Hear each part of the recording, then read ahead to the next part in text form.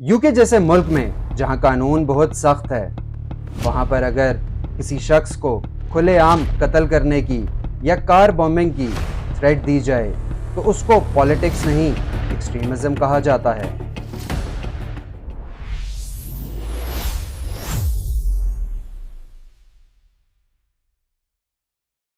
अस्सलाम वालेकुम नाजरीन, welcome back to Uzair Chronicles. आज का हमारा टॉपिक एक सीरियस रियलिटी चेक है उन ओवरसीज पाकिस्तानीज के लिए जो पॉलिटिक्स को ब्लाइंडली फॉलो करते हैं।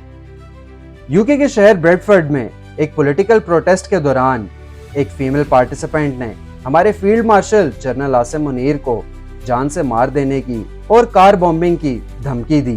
बाकी सारे दावे कर दिए हैं। खुदा उसको जहाज में उड़ाया था, इसे गाड़ी में उड़ाएगा कोई।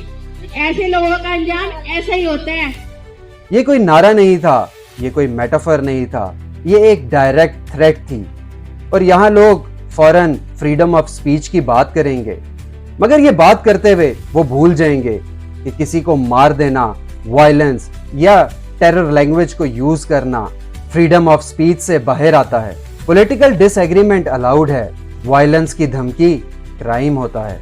मसला एक औरत का नहीं, सोच का है। इख्तलाफ को जंग बना दिया जाए और एक लीडर को इतना आइडियलाइज किया जाए कि कानून को बेकार बना दिया जाए और हर चीज हम वर्सेस वो हो जाए, तो फिर डेमोक्रेसी खत्म हो जाती है और एक्सट्रीमिज्म शुरू हो जाता है। अगर आप यूके या यूरोप में कहीं भी रहते हो तो ये याद रखो कि जो आप बोलते हो वो सिर्फ आप नहीं बल्कि एक पूरी कम्युनिटी और एक पूरे मुल्क को रिप्रेजेंट करते हुए बोल रहे होते हो। और ऐसे नागवार इंसिडेंट्स लोकल डिस्ट्रेस पैदा करती है और इमिग्रेशन स्टेटस तक को रिस्क में डाल सकती है। इमोशंस में बोलना महंगा पड़ सकता है।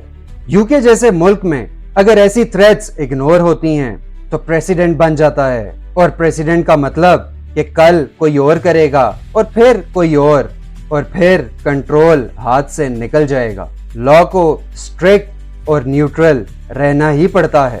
पॉलिटिकल गुस्सा समझ आता है, डिसएग्रीमेंट भी समझ आता है, मगर कत्ल की धमकी, वायलेंस का ख्याल मतलब सोच का खात्मा। कमेंट्स में जरूर बताइएगा कि डिसएग्रीमेंट और एक्सट्रीमिज्म के बीच का फर्क क्या होता है। बदलाव के लिए इमोशन से लड़ना पड़ता है। इसी के साथ मुझे इजाजत दें। अल्लाह हाफ़िज़।